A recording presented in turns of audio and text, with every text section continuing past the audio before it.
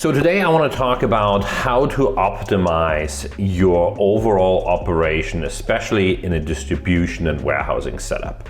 So we're going to be covering 3 to 4 things today, but the most important thing that I always believe that in the distribution side always starts with the software. So you want to have a good stock system where you can be able to check all stocks that come inside to the warehouse, as well as where you can manage any kind of damages. Because at the end of the day, whatever is, we always call junk in, junk out, right? So whatever information you put into the system should then obviously will flow back out. So the more of better information you have when the stuff arrives, the better it will be. So number one is really, it's a very, very good software that you want to have. I can give you a couple of suggestions if you need it, but that's where the first thing starts.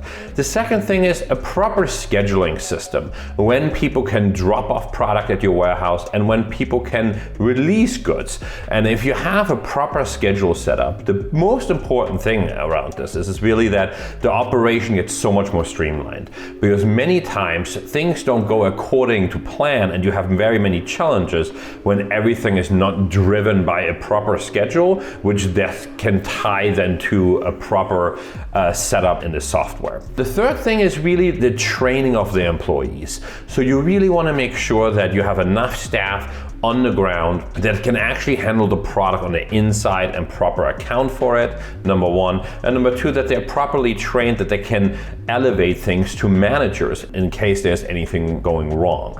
So we see that so many times that people have plenty of forklift operators, they have plenty of people to pick and pack, but then they don't have enough people to actually handle the managerial problems that are so many times are happening on these things. So having a proper full worker or a proper manager on the ground is so crucial to have a really true seamless operation and to have not issues in distribution. The last point for me is really about final mile delivery. Make sure that you have very solid final mile delivery co-ops and or own operators, because we have noticed that the big LTL carriers like a FedEx or UPS are not really there to properly serve your business, especially on the local transportation. Your contact locally can really help you to have better pricing and better customer service. So we are shy away from these big carriers for our local stuff. Yes, for some of the longer runs on the East Coast, you kind of have to use them, I understand that, but we also think there's many other better LTL options out there.